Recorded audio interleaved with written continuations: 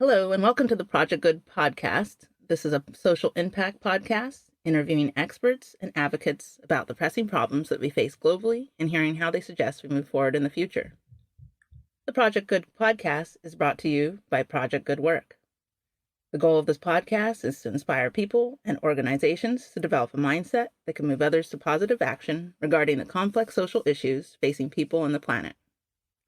For February, we're going to focus on examining race through motherhood in 2021.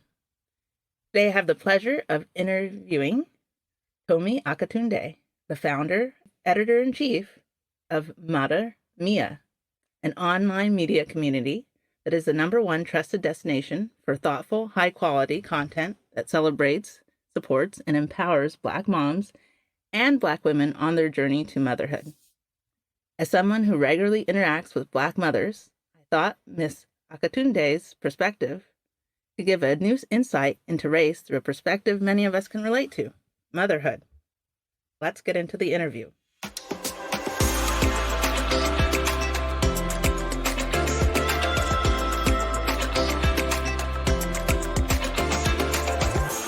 Well, first, let me introduce our guest, Tomi Akitunde, who is an award-winning journalist, content creator, and founder of the online media community, Mater Mea, which helps Black moms thrive as they navigate motherhood, life, and careers. Ms. Akitunde is passionate about celebrating Black motherhood, building a community for Black mothers, and providing a safe place for Black mothers to be themselves. Welcome, Tomi. Hi, thanks for having me. Right. So I'm so glad and so excited to speak with you. And as we were talking a little bit offline, I've been reading your stories and articles and the different interviews that you have done on moms since 2016, before I was a mom. So, you motivated me that I could do it. Well, that's So awesome. I wanted to, I'm sure everybody has asked you this before, but just for people who are not familiar with Mater Mea, I wanted to ask you why you decided to start Mater Mea. Yeah. Mm-hmm. So I started the site in 2012 when everyone was talking about leaning in and can women have it all. And at the time, I was in my mid 20s. I was kind of in a career that, you're trying to think about how the corporate ladder works. What does my life look like? And so I was really interested in these conversations and did not see women who looked like me being asked those questions about work life balance, having it all. And the women that were being asked to speak about those topics were at the tippity top of the corporate ladder, had busted through glass ceilings, had resources that the average mom, regardless of race, don't have access to. So that's pretty much what inspired the beginning of the website. I wanted to have conversations with women who look like me, to see how they do it, and in a way that was honest and transparent. I think a lot of content just glosses over the difficulties of career and life and marriage and pregnancy and parenting. You just see the pretty picture. And the beginning of Mater Mea was really focused on no, but how did you do this? Like, we're sitting in your apartment and we are, aware of who you are because of how awesome your job title is. Uh, but I know that there was some work that happened behind the scenes, and that's still happening. So yeah, that's how it started. So I guess uh, one of the things, and this is, I'm going a little bit, I know I'd seen an interview with you before, is that I know that you had talked about getting into, I guess, what they would call the real with the moms, Yeah.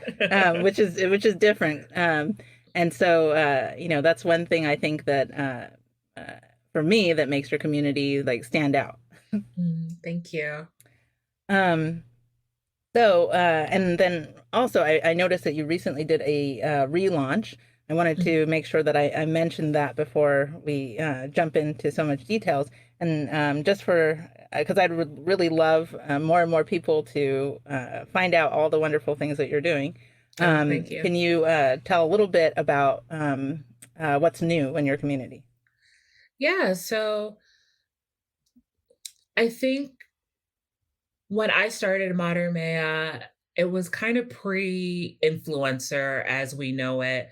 So there weren't a lot of spaces that were creating beautiful imagery around Black mothers and Black children and families. So that was the unique value proposition of Mater Mea at the time. It was, I won't say the only because I don't want to down other people's work that I'm not aware of the at that time, but it was one of the few places you could go to see beautiful editorial quality photography, and not to brag because I was doing all the writing at the time, but some pretty amazing journalism and profile writing focused on Black women and their families. And over the years, with the rise of influencers and um, people as personality and brand, you you don't have to go far to see beautiful pictures of Black women and their families, and you don't have to go far to see Black moms talking about their juggle of managing work and life and mothering. So I was trying to figure out what are the things that really set Mater Mea apart from these conversations. And what I recognized was that the Mater Mea community was really invested in conversations around intentional parenting, mindful parenting, conscientious parenting, ending generational trauma through their own parenting tactics.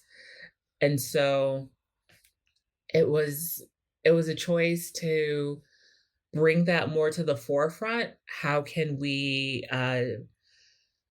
talk about generational trauma, ending these cycles that exist in everyone's family, and get support necessary that, in some cases, when you go into these spaces that are focused on intentional or conscientious parenting, you might not see a lot of Black people in that space. It may make you think that these are conversations that aren't happening in our community, but they are. And you want to be in a space with people who are affirming your choices as a mother, who aren't saying things like, "Oh, we don't do that. That's what white people do." It's like, no, it's not a race specific consideration just because the spaces that exist for it don't center the stories or voices of non white families doesn't mean that other races aren't just committed to intentional parenting as as we are. So the new focus of Mater Mea, it's still what I call Black Mom Google.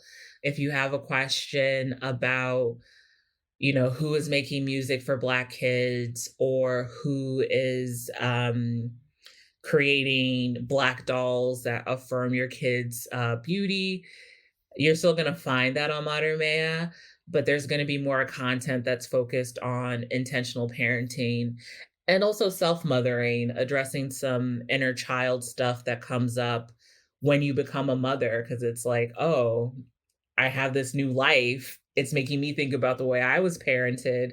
Some stuff is coming up. I want to deal with that so that it doesn't show up in my parenting in a way that, continues some cycles that I'm not really happy about. So yeah, that's what the relaunch is all about. And wonderful, and yeah, and that is so true. As a parent, it is like all of a sudden you have a mini mirror, Yeah. and so everything that you thought that you had taken care of in life, it you didn't. Yeah. um, I guess sort of one of the things that is I think a question that would come up from like a general public. What would you say is what makes being a Black mother different than being a white mother? Oh, I think about this conversation I had with Dr. Stacey Patton, who is a children's advocate and wrote a book about the use of corporal punishment in the Black community. And something that she said that just sticks with me every time I think about this question is that what would Black parenting look like without the specter of white violence? What would Black parenting look like without the knowledge of white supremacy's effect on every aspect of just everybody's life? And in the book, she said something to the effect that, like, Black families, Black children were not their mothers until quite recently. Like, it is a recent phenomenon, with the history of America and enslavement. Black people were chattel. Black people were not seen as people, they were seen as property. And so the children that were being born were equipment. They were not afforded humanity.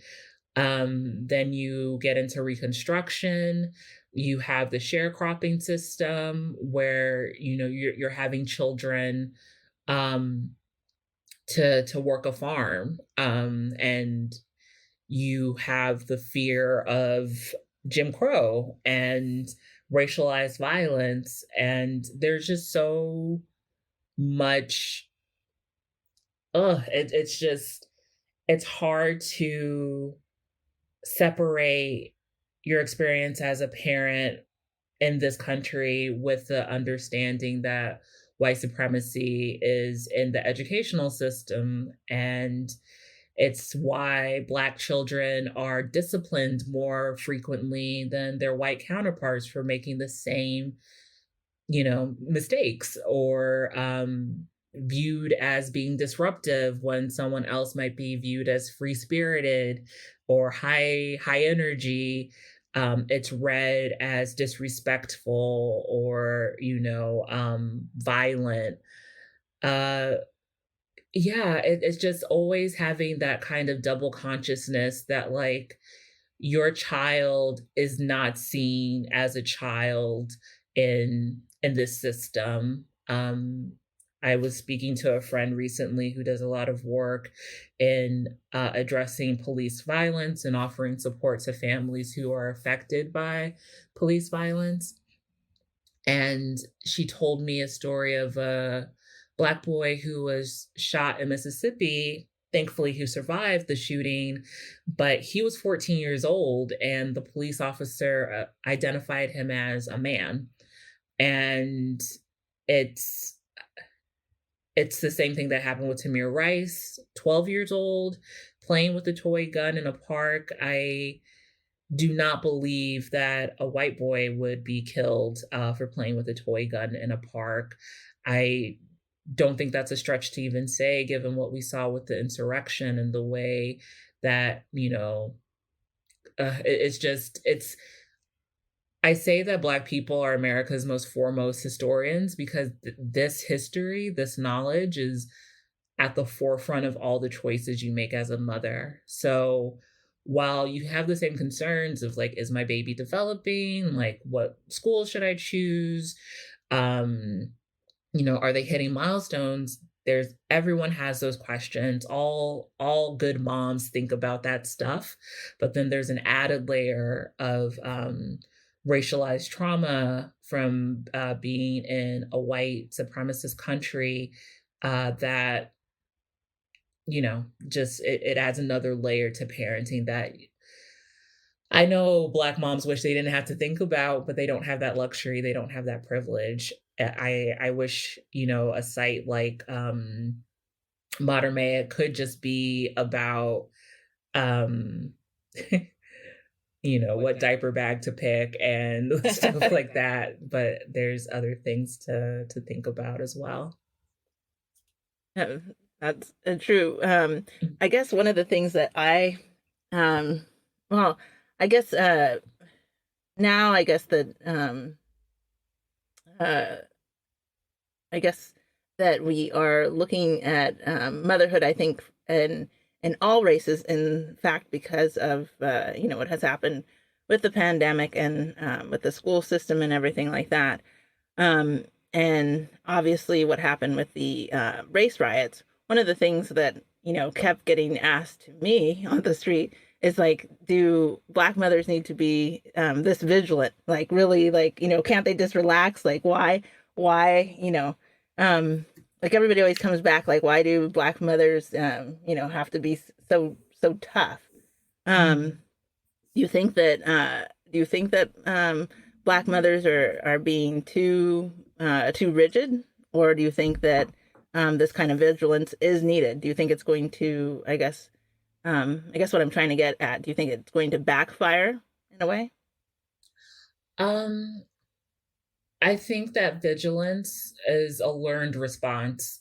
So if we didn't need to be vigilant, we wouldn't have to be vigilant. It wouldn't be something that we have passed down as a survival tactic um, for generations. So I think that vigilance is necessary. I think that something that comes with this new model of intentional parenting that is being cultivated with millennial parents and like when Gen Z become parents, and so on and so forth. It's just like the thing that I constantly think about is how do you make Black children aware of the realities of existing in a white supremacist society without clipping their wings, without creating a chip on their shoulder.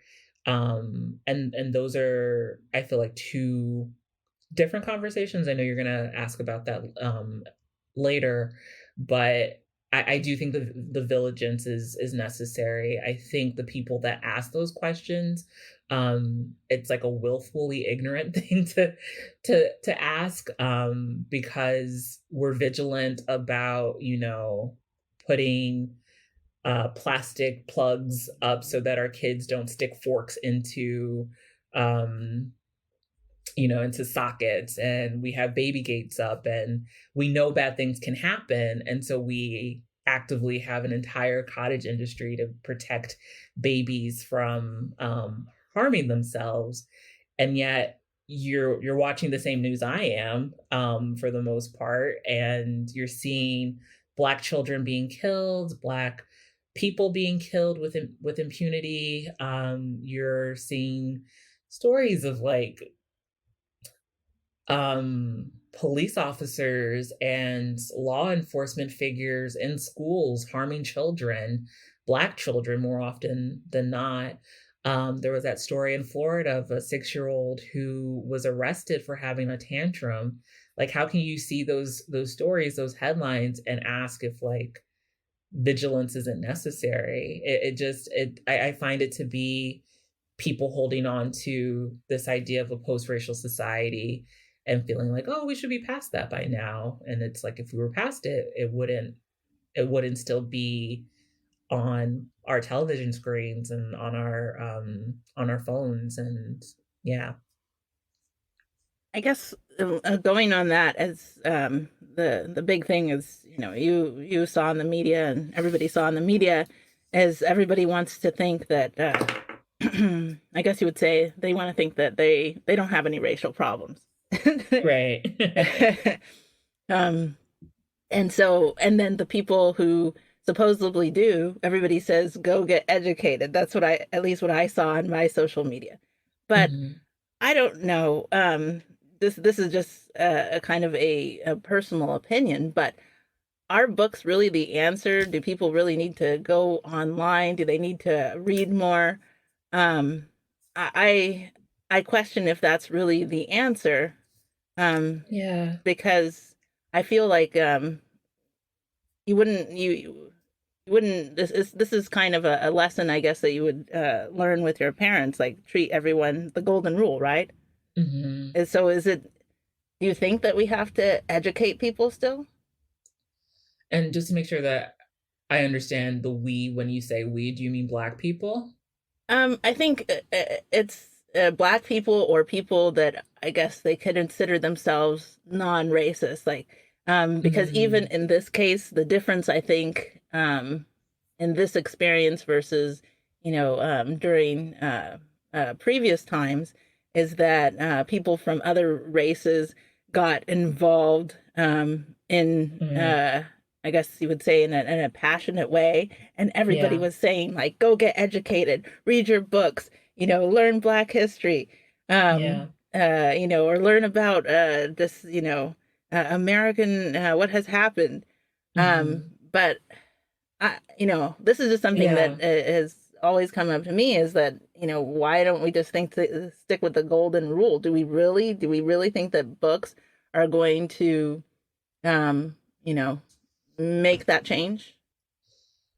Uh, no. So, um, I went to a majority Black elementary, middle, and high school. I'm from Kansas City, Missouri originally, and in my high school we had a mandatory Black history classes, or a Black history class, and I always felt, once I left my high school and went to college, which were predominantly white institutions that I went to, I always felt like the white kids I went to school with were just more knowledgeable because of the Black history class. But the older that I got, the more I realized that it had everything to do with the fact that they were socialized around Black people, and that they had Black people as friends, and that a Black person wasn't um a stereotype for them, or a theoretical idea. A Black person wasn't just like, oh, I've seen that on TV, or oh, I've seen that on TikTok. Like, they knew Black people. And so I think this rush to like buy books is like uh super capitalist, like, oh, let me just buy a problem, or buy a solution. These books rocketed to the top of New York Times bestseller list, but like, we're still having the same conversations that we did pre George Floyd. Um, the margins in which the Democrats are in power are very, very slim. Like, if it were that easy, it would have been fixed by now. So I think that there is a level of education that's necessary. But I don't think everyone applies the golden rule the same way.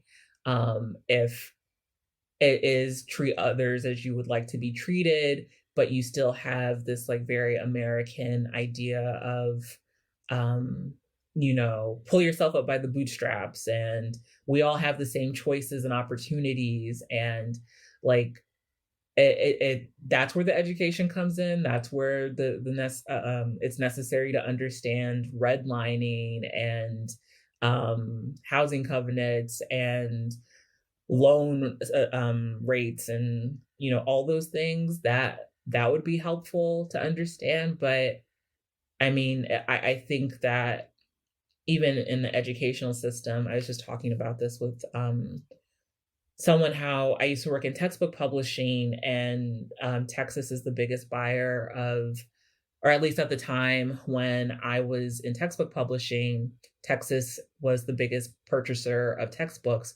And so a lot of people wrote books to fit their standards, and their standards were I have the mouth of a sailor, and I didn't ask if it was okay to swear, but like Mhm.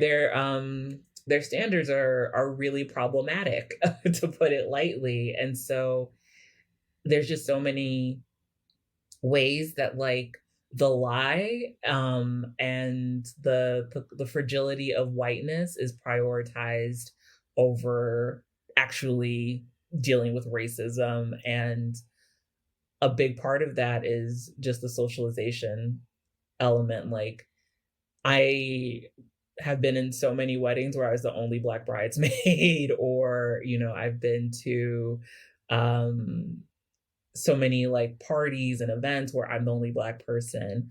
Um, and there's just like a level of um, discomfort that people have with, you know, actually diversifying their life, and reckoning with what it means that they live in a predominantly white neighborhood and send their kids to predominantly white schools, and kind of balk at the idea of putting their kids in a public school system that would have them in the minority. Like, they can understand all these concepts in a book, but when you actually ask people to make choices that reflect these politics that they agree with, it's like, oh, actually, so how about white fragility? Like, does that count as doing the work? So I yeah. read the book, yes. Yeah. Mhm. Exactly. Yeah. Um, I guess one of the things, the biggest impact, I think, all of this upheaval of 2020 um, caused, and it's I guess, eye-opening and ironic that it was the year 2020. We really got to see who we were in so many ways. And obviously, as you were mentioning before, the thing about, once you become a parent, and now you have this child, you are, doing a reflection. It's a mirror, right? So Mhm. then now we have, shown our cards out there of like, what conflicts are happening here in the U.S. and I would say around the world. Mhm. So what kind of tools, or how should parents talk to their kids about race, and like, what should they do? Man, oh man, oh man, oh man. I know that's a tough question. Well, it's also a reminder for me because I have an article that I've been sitting on that addresses this question. So every time I get asked this question, it's like, I gotta go edit that piece and get it up on the website. Um, so I interviewed three sociologists about this question, um, based on a study that one of the professors did that found Black teenagers experience five different instances of racist harassment, uh, in their day to day. And I spoke to a professor who, oh gosh, I need to look up her name, because it's just important, so important, the work that she's doing. Um, Her name's Rihanna Elise Anderson, and she has a program called Embrace that teaches parents how to have conversation, Black parents, how to have conversations with their kids about race. And the biggest takeaway that I took from these conversations is that parents have to understand their own relationship with race and have that inform the way they talk to their kids. Um, when you've had traumatic experiences revolving around race, and you've had experiences that you were never allowed to really process, because I can speak from personal experience. Um, my social circle is predominantly white because of the my college social circle. The friends that I made from college are mostly white, and that meant that the people that I met in my early 20s were also mostly white. And so there were so many things that happened because what I was taught growing up was that you have to be 2 times better to get half as much, and there was, like, a lot of infantilization around white people's feelings because of that fragility. It was like, "Oh," being uncomfortable. White people say crazy stuff all the time. White people say racist stuff all the time, and you just have to, like, suck it up. Because if you wanna be in the room to get half as much by working twice as hard, you're gonna be the only one a lot of the times, and you don't wanna rock the boat, be a model minority, a lot of respectability politics stuff. So there's a lot of stuff that happened that I'm just now telling people like, "Hey, freshman year, you said this thing that really upset me." And as a parent getting ready to talk to your kids about race, like, you have to process that stuff first, because it's the difference between preparing them in a way that gives them their humanity versus creating a chip on their shoulder. And, speaking in maxims like, "All white people do this, all Black people do this," it's really important to do that processing work yourself.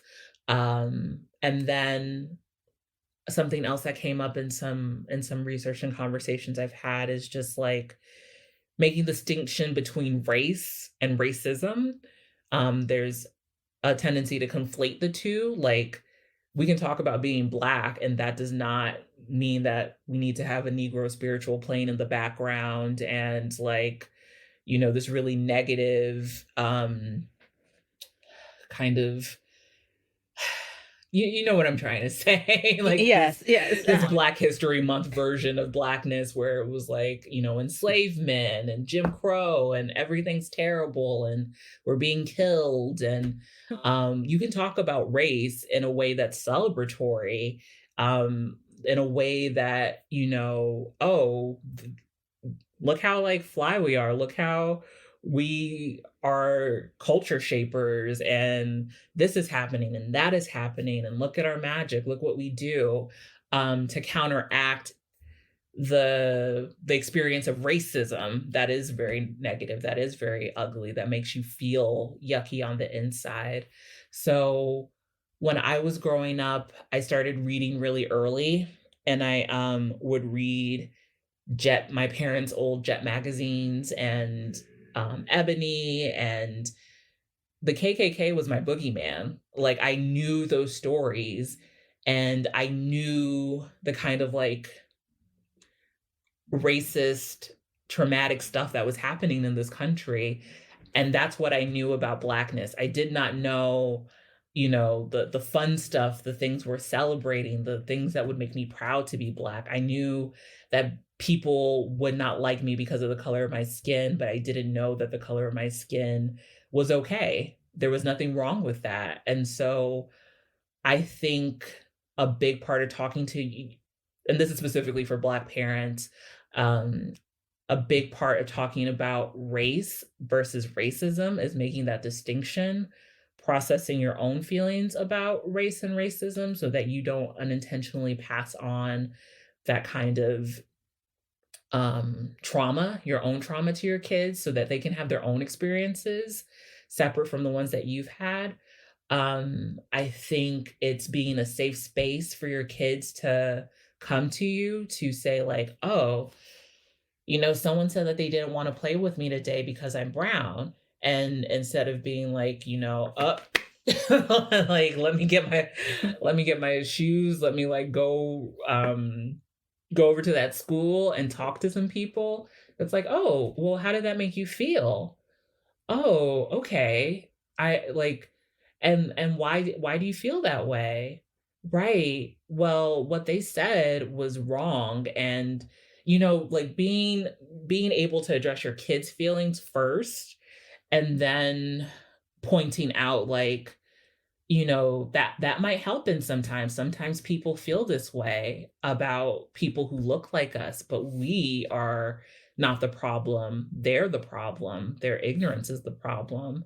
And what can you do to feel good about yourself if that happens again? And, kind of advocating for your kids by teaching them how to advocate for themselves too. So still like, yes, get your shoes on, get ready to go to the school, but also Uh-huh. take care of your kids' feelings in that moment. So that's for Black parents. And then the quick thing I would say for anyone else, which I hate this because I was just thinking about the amount of violence that folks in the Asian community are experiencing right now because of the former occupant in the White House. Yes. And Mhm.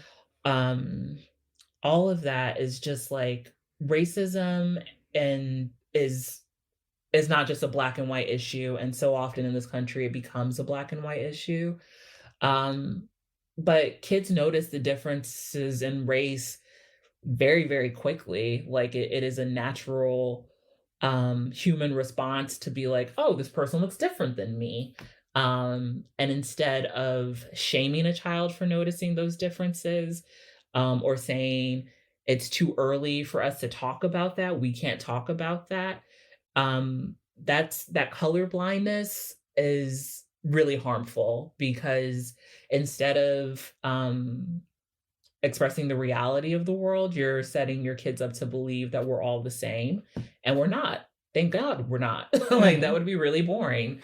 But by having this language that like, oh, everyone's the same, well, then I have the same opportunities and everyone's the same. Why is this person complaining? I don't really empathize with what they're saying. I don't agree with their pain because we're all the same and I don't see color. So, yeah. Agree with that. The color Mhm. blindness. It's funny when I was a kid. I went to a predominantly white school. I think maybe there were 20 black kids out of 4,000. Yeah, yeah. So color blindness was pushed, right? Mhm. But then as when I later grew up, I was like, well, why are we afraid to see color? Yeah, yeah. Yeah, I guess this leads then to the question of um, because of if we are going to start seeing people for who they are, Mhm. how can Black mothers advocate for inclusivity in motherhood? Because when I was a mom, just starting out or just pregnant, Mhm. everything seemed so white. Yeah, yeah. I I feel I had a hard time thinking about an answer for this question just because it's like, yes, inclusivity matters. Um, when I think about these spaces, I think about who is in the masthead, who is on the payroll.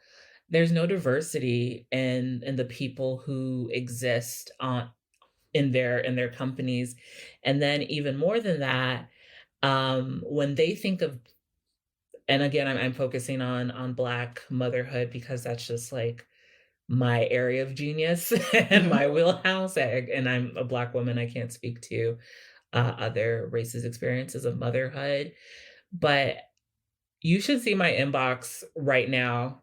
Like February, all these people are coming in my inbox like, "Hey, it's Black History Month. Can you talk about how awful it is to be a Black mom? Can you talk about like slavery and, how hard it is?" And, there's this narrative around what Black motherhood is, or oh, someone got shot. Let's go over to Mater Mea. Let's see what they have to say about it. It's just like this very limiting idea of what Black moms think about because, as I mentioned earlier, we do have this double consciousness, but we're just as like interested in conversations around like cute kids clothes and my kid said this thing and it makes me feel this way. Like we're not constantly you know grieving, and yeah, I just feel like I don't know if it's our job to advocate for inclusivity. I think that's what I'm trying to get at. Like, that should be something that these spaces want to do. There are so many people out there who could write about the experience of their motherhood journeys, their experiences as mothers that would resonate with anybody. Mater Mea is explicitly stated to be a space for Black moms by Black moms, but I have so many people of different races who identify with the storytelling and the richness of the community's experience and the sharing that happens in the community, the vulnerability, the honesty. I think that kind of storytelling appeals to people regardless of race. And I wish that like people in these spaces didn't think of motherhood as being synonymous with white women. Even speaking, I just realized I'm like super heteronormative with the conversations I have around motherhood on Mater Mea. I'm someone who is dealing with infertility, and that's not something that I talk about a lot on the site, and that's something that I should change. There are gender nonconforming parents who are, trying to figure out how to have their own families and how, yeah, just how to parent. And those are all conversations that these places that have way more resources than I do should be interested in. And what's happened is that because they aren't, until there's a reason to put up a black square, or something is in the news stream that makes them feel um like it's the right thing to be woke, that's when they care. But because they didn't care before, places like Mater Mea exist, places like Latino parent or Latinx parenting, sorry, exist. Parenting is political. There are spaces that exist now because those spaces have refused to see the full spectrum reality of motherhood and parenting. And so I guess even from, I want to kind of talk about expectations of Black motherhood from even from the Black community's perspective. Mhm. What would you say that um, I'm going to just go for Black women Mhm. at this moment of what Yeah. they expect around motherhood? So I think, and just to make sure that I'm sure I understand the question, the question is like, what do Black moms expect about Black motherhood? Correct. Okay. Um, so when I first started Mater Mea, when you Googled Black moms are, Google would auto-populate Black moms are single. Black mom, and there's nothing wrong with being a single mother, but it was associated with the stigma of being a Black single mom, which was synonymous with welfare queen, drain on society, you know, super predator kids, like all those negative images were associated with Black motherhood. Black moms are abusive, Black moms are the worst. So now when you Google Black moms, Black mothers, the conversation is around the Black maternal mortality crisis and the fact that Black women are 3 to 4 times more likely to die in childbirth compared to their white counterparts. And so there is a lot of negativity around the expectation of Black motherhood. If you become pregnant and you go and look for support for Black moms and you don't find Mater Mea immediately, a lot of the stuff that you see is this disempowering storytelling around the Black mom experience.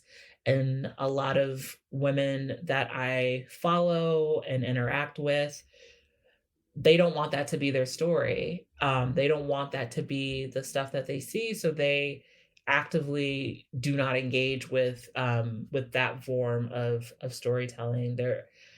they want to see happy Black families. They want to see, you know, hashtag Black love, cute kids, like silly kids, bust it challenge, TikTok, dancing, like having fun, reading, Yes. laughter. They want like because that's what it is. Like that is, you know, we exist on a spectrum, and I think more often than not, the stuff that happens most of the time is the like cuddles and kisses and laughter and fun and silliness. All the like fun, warm and fuzzy stuff is what Black moms expect of becoming a mother.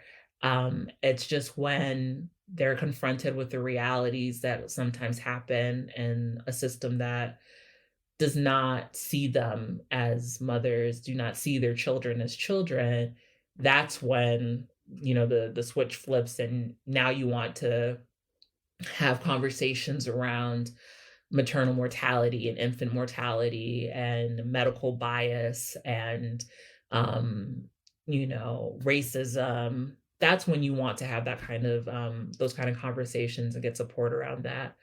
But I mean, if I never had to talk about racism again, like, that would be amazing. Everybody would be happy. But, you know, unfortunately, that's not what it is. But I would say, yeah, the majority of what Black moms expect from their motherhood is joy and happiness. But it's also tempered by the reality that, you know, something could happen because something has happened. Yes, and I guess that's sort of leads to my other question of, I guess what are the you can just give me like maybe like two or three reasons why you think that Black moms are not allowed to be the mothers they would like to be. Um, I do a variation of this a lot, but like the short answer is racism and the long answer is racism. Like that's just it. I think that, you know, so many of the poor health outcomes of the wage gap of all these things that would affect someone's ability to have a thriving life is impeded by racism. So, you know, I saw something that a study that found that Black women in their 40s and 50s, their genes are 7.5 years older than the genes of white women in the same age range. And a part of that is chronic stress, and the stress of being in a racist society.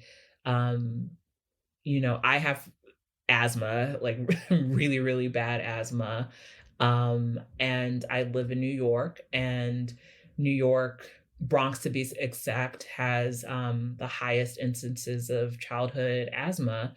And that's because our communities are, they have all these highways going through that community because there's environmental racism where people, you know, would never think to cut through a suburban community with all this traffic and diesel fuel um, spewing trucks and cars coming by. And so that's something that we have to deal with.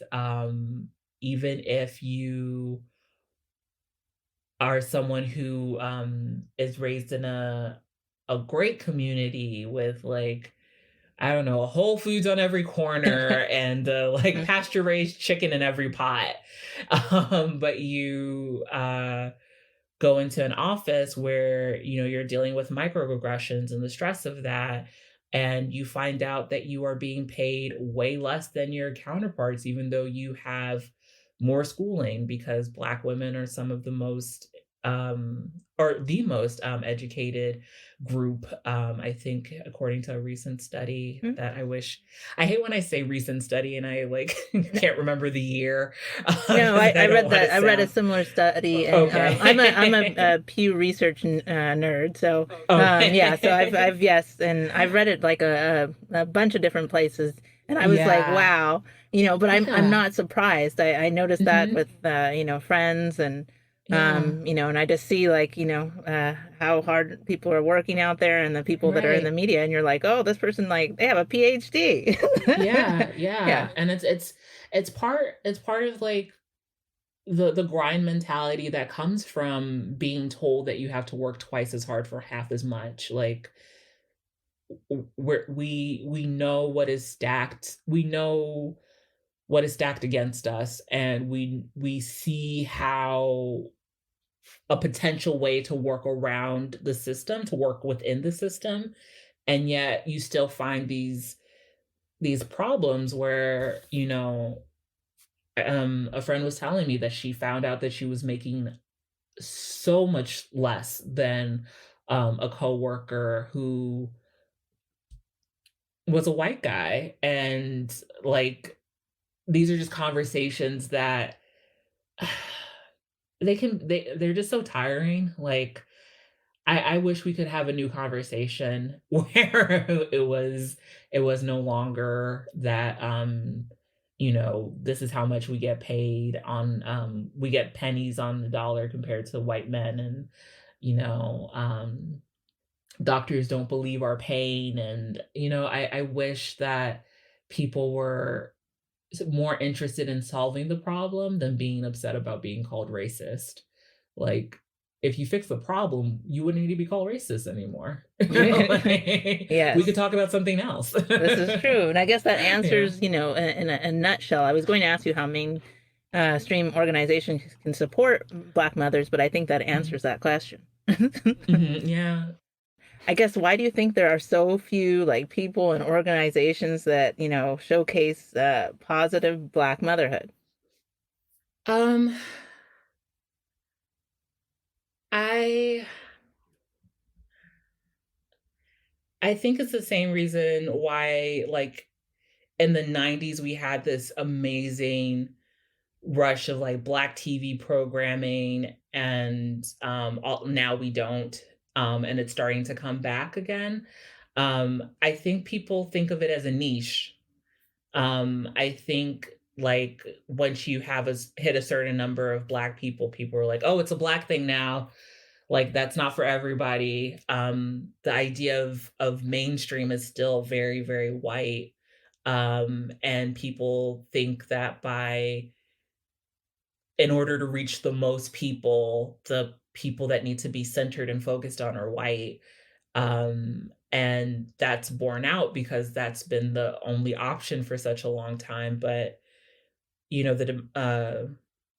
there's a democratization of access now with the internet and people being able to tell their own stories. And um, I think there are way more Black mom blogs and spaces that exist, that came to be as a response to the lack of diversity and inclusion in those spaces. But I think that a simple answer is just, mainstream still equates to white in a lot of people's minds, and um, other people are relegated to a certain month in the year, or a diversity hire, or yeah.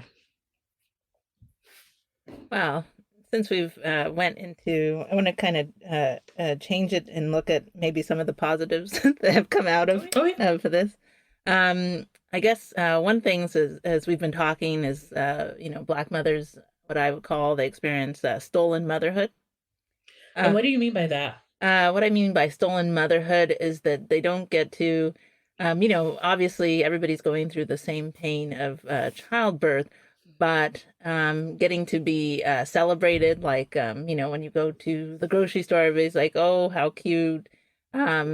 Getting to everybody like talking to kind of like, I don't know, that you're special Mm, mm, because mhm, you just gave birth to life. mhm. So I don't think Black mothers get to experience that um very much. Maybe between Yeah. their own families, but not out Mhm, in society as general as I see for you know other races sometimes. Yeah. Yeah. So how would you say, how did the pandemic give back to Black mothers? Oh man.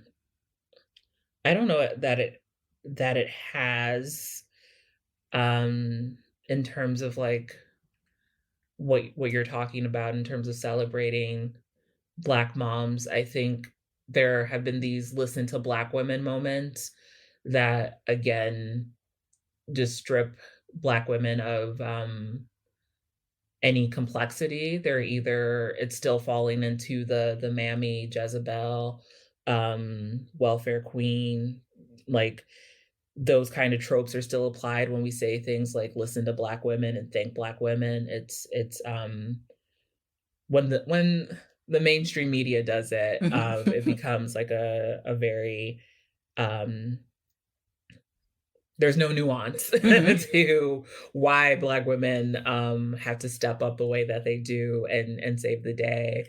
And they're not superheroes. They're not here to save your day and to um, you know, save democracy only for you to like not care the next day and Mhm. save democracy for you to like just wag a finger at insurgents who try to, take over the Capitol and like slap them with charges of trespassing for, you know, destroying, trying to destroy democracy. So I don't know that the pandemic has given Black mothers anything. I think it's continued to take, um, Black moms and or Black and Latina women have had the biggest job losses because of the pandemic. The people of color are more likely to be essential workers, and this country has not taken care of essential workers. There's not a minimum wage, a livable minimum wage. There is not a respect for mothers in general. And I think with everything, when America gets a cough, like, people of color get the flu. So I don't think the pandemic has done anything good for the for this idea of stolen motherhood. I think what I'm excited about is this bigger conversation around mental health, and the need to have a therapist, to have support, to say you're not okay, um, to admit to yourself that you're not okay and that it's okay to get support.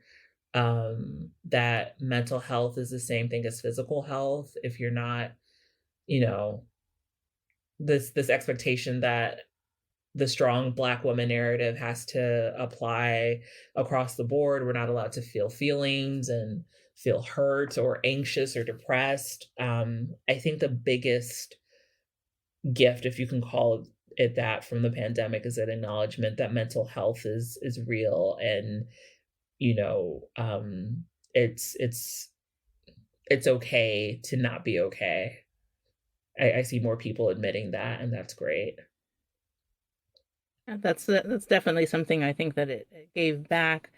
Um, and the one thing I was thinking that it gave back, just this is just from my perspective, is that it Mhm. gave me time with you know my daughter probably that I wouldn't have had. Oh, So yay. Well, so that is true. That is true. so, I have heard that so more I, time, um but I guess in dealing with this pandemic as it is still going on, mhm. um, how Yeah. have you seen? Has there been there may not have be like that much of a difference because everybody's kind of in shock. Mhm. Have you seen a difference with how Black mothers are coping during the pandemic versus white mothers, or not really? Not really, Mhm. I don't think. I think everyone is just kind of like WTF, like kind of in a daze right now and just really overwhelmed and anxious.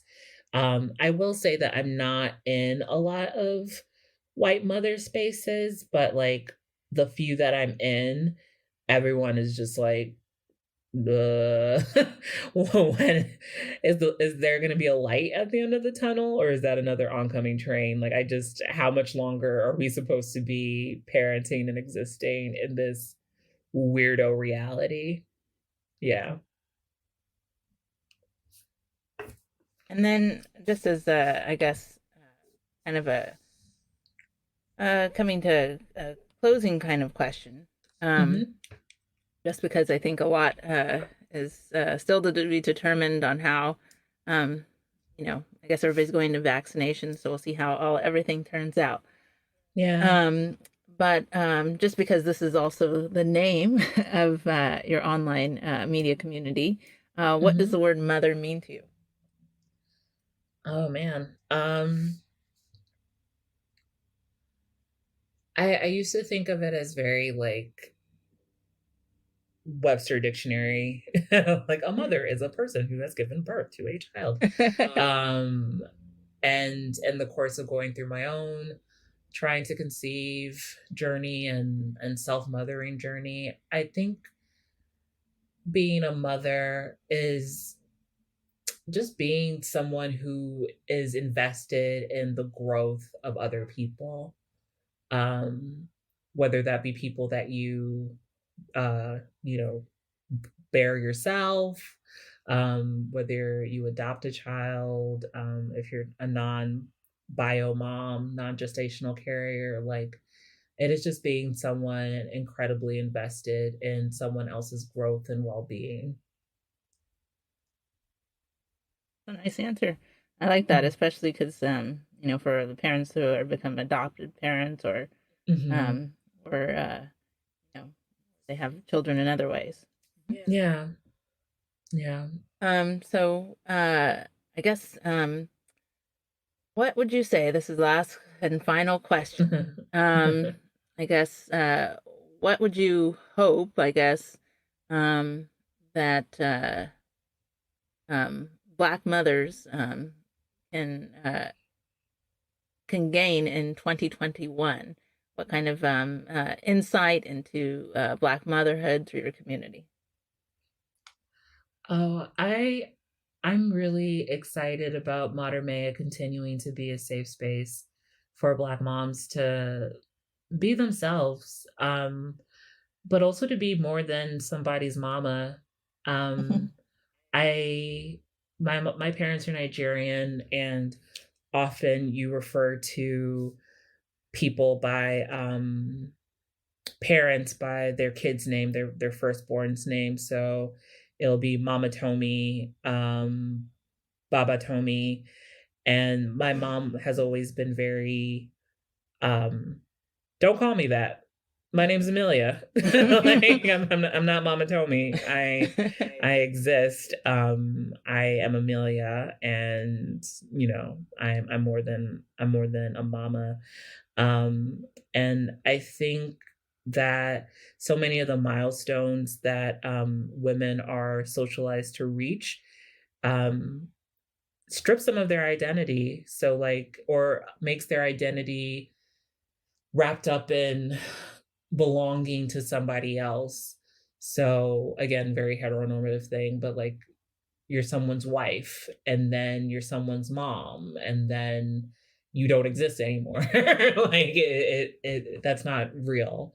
And so what I'm really excited about is I'm working on launching a more intimate version of the Mater Mea community. That's a membership subscription model where you are in community with other like-minded women who want friendship, want support, want to go along on this journey with other women who get them and they don't have to explain, you know, actually, all lives can't matter if Black lives don't matter. Mhm. Or, my kid is are your kids, like, purposefully peeing even though they know how to use the bathroom because they're super stressed out about the pandemic as well, or is that just me? Like, Mhm. can we talk about that? Or, you know, I just saw this meme. It's hilarious.